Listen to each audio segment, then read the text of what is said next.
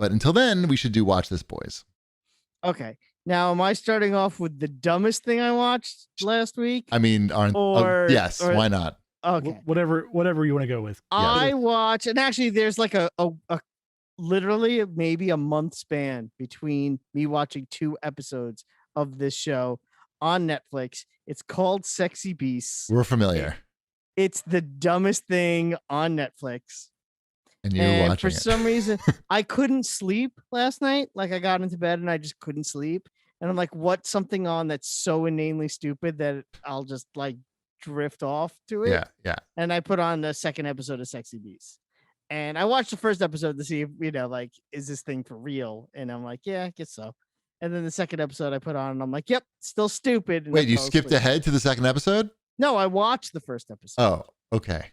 Like, when it first came out, I watched the first episode. Got it. Like, Got it. And I'm checking like, back in. Yeah, I'm like, this is dumb. I never need to watch it again. And then there I was 3 weeks later watching the second episode. And it's still dumb.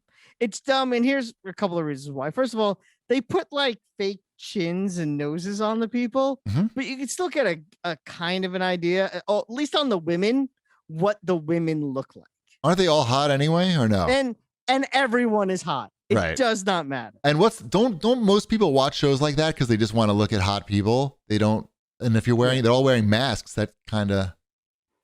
I mean, I don't know. Then at the end, they take the masks off. And it's like, look, I've been hot the whole time. I'm like, yeah, I know. Because they made sure to give you a costume where it was literally your boobs. Just like this. No matter what the costume is. Oh, look, I'm an elf with giant boobs. That's so they get people to watch. What's your costume? Oh, I'm a cantaloupe smuggler. Can't you tell by my... So I'm a centaur with a giant horse penis. Exactly. Look at my giant wang. So yeah. I will admit to being interested in F-Boys on HBO Max, but I didn't last even 3 minutes. That's fair. I mean, I jerked off and came really fast. That's what okay. So yeah, I understand. Yeah. No, it's as soon as I heard it was 3 girls and like 20 guys, I was like, this ratio is bad. I'm out. I'm already out. I'm like not interested. Like, if it's gonna be dumb, I need more than 3 different ladies and 20 guys. I mean, it's probably for women, I guess, that show. Is it? I don't know. Because most guys aren't gonna watch a show called F-Boys, probably. I mean, I had no interest. Most straight guys, anyway, I would think. Yeah, I haven't. But I tried. I did try. What else have you been watching? I watched all 6 episodes of Watch the Sound with Mark Ronson. That is the music documentary on Apple Plus. Yes, I saw that. I thought about watching that. You would like it. Because it's like sampling and things, right? Each episode tackles a different subject, and one of the episodes is on sampling. There's an episode on drum machines. It's a lot of stuff that you're interested in, GP. That's why I think you would like it. Do they have one on? Do they have one on auto-tune? They do have one on auto-tune. Perfect. There's also an episode on distortion. So, all right. I don't want to push any more buttons. That's okay. So yeah, there's episodes on all. But yeah, and he talks to everybody.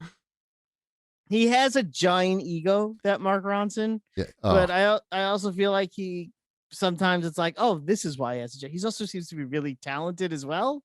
So I heard him interviewed on Howard Stern, and they were supposed to be working on a song together, but that never actually came to happen. That doesn't shock me too much. But yeah, it's very interesting. I highly recommend it. I think you would really like it. I know you don't usually like music documentaries, but it's not really a classic rock one. Like I usually do. It looked cool. Yeah, it's odd that you watched this one, but well, I watched it because I was interested in it, obviously, but also, and it was new, and I'm like, oh, who's he talking to? He does talk to like Paul McCartney. You might be familiar with him, and some of the Duran Duran guys are on there too, which I thought was kind of cool. Both Duran and Duran, particularly on the keyboard episode, and Gary Newman. He talks to him. Okay, we've hit the classic rock portion of why you watch this. Okay. Oh yeah, yeah. But then he also talks to people that I had never heard of before, like King Princess, who I didn't know, but now I'm a fan of. So there's that. Nice. So, what else? I also watched a classic rock documentary on Hulu It's called Robbie Robertson and the Band, I think is what it was called. It's a Robbie Robertson documentary. Good name. He is the one of the founders of the band. He also wrote pretty much Also a all their good name. songs. Yes. He pretty much wrote all their songs. They basically just came up with good. He wrote the song. He wrote the song for Okay. the band. And his name is Robbie Robertson. And his name is Robertson.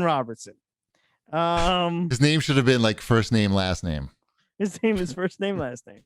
So, and it goes through, and it literally, it's a really good one if you're interested. It's a really good classic rock documentary. It's a little self-indulgent because he made it himself with Ron Howard and Martin Scorsese. It's a lot of like, look how great I am and look at all this great stuff I did. And if you know any of the behind the scenes stuff from the band, Levon Helm, who sang most of their famous songs, did not write the songs. And when he died about 8 years ago, he was completely penniless.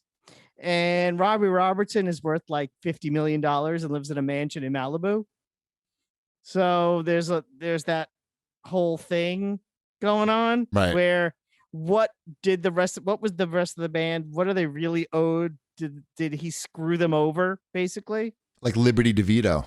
Like Liberty, yes, it's a Liberty DeVito, Billy Joel situation, but bigger.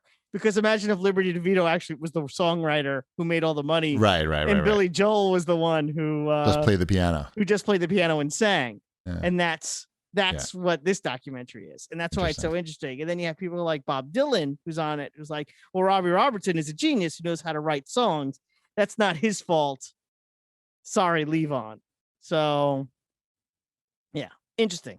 I recommend that if you're into that kind of stuff, like not just the history of rock and roll, but also the business. Nice. What else? I watched Jungle Cruise. None of you guys watch Jungle Cruise? I saw the billboard today in Manhattan. Great. Jungle Cruise is good. I like Jungle Cruise. Do you The like Rock the ride is- Jungle Cruise? I like the ride, the Jungle Cruise. I like All The right. Rock. I like the Rock. All I of like these when he things are goes adding like, up. does he go like this with his eyebrow? No, he does not look like Popeye. I don't think once in the movie. Like that, I think. He's got kind of like a Popeye get up going a little bit. I'll have to take off my glasses. Mm. Yeah, I'm not Yeah. sure he does that. In the It's movie. good. I It's don't really know. good. Like Jumanji It's quality. It's a less joke heavy than Jumanji. Certainly, Mm. it's more like it's a lot like Pirates of the Caribbean. I heard it's basically the exact same plot as Pirates of the Caribbean. It's very similar, but I'm fine with that. Like it similarly, like I compare it to The Mummy. It's a fun adventure movie, right? Like it feels very retro. Oh, interesting. Okay. Yeah. There is this weird thing though, like there's like this acoustic version of Nothing Else Matters, the Metallica Okay. song. Sure. Yeah. Yeah. That plays at the beginning and then it like comes back in the middle of the movie, and it's just bizarre. It's like what's like everything else is just like typical like score of a movie, and then you've got this acoustic version of Nothing Else Matters that is fine. It's just like I'm like searching for a reason. Like, why is this here? You And a got to movie really. that takes place during World War One. Oh yeah. Yeah. Does it? Yeah, Yes. I guess it does. Yes. It does. They had a really good deal on the song rights, but they had to use it like 4 times. Yeah. I don't know. I sure. It was buy one get 3 free. It's a fun. Is movie. is it Metallica or is it like a cover that's acoustic? I think Metallica recorded it for this. I'm not sure. Oh. I'm not positive. But I think they got in and made this version for the movie.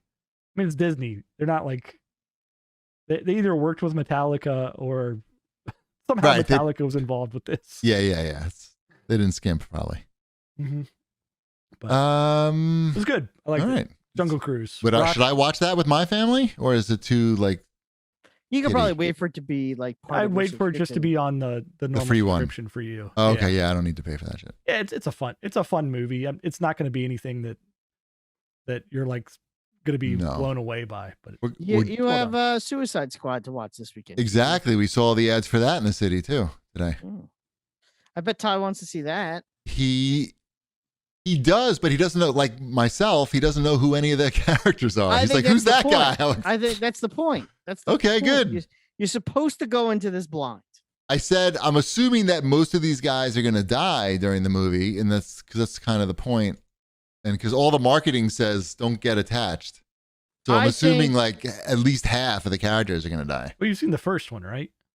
I did, but it was bad. It's bad. It's one of the better DC movies. That's it's one of the not most saying much. watchable DC movies. Great. Bad. It's one of the most watchable DC movies. Did I That's text sad. you from that one? I can't remember. Did I text you while I was watching that one in the theater by myself? I can't. Maybe. No, wasn't that the one with the Joker shows up? Yeah.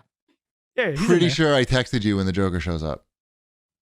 That seems like something that would happen. But this one does it still have a perfect 100 on Rotten Tomatoes? Yeah, they allowed to post the real reviews yet? I don't know. Hey, it got 42 perfect scores. I'm just saying. Right. That's- Of yeah. the ones that said, oh, yeah, you can post that because you gave us a perfect score. Right. That seems reasonable.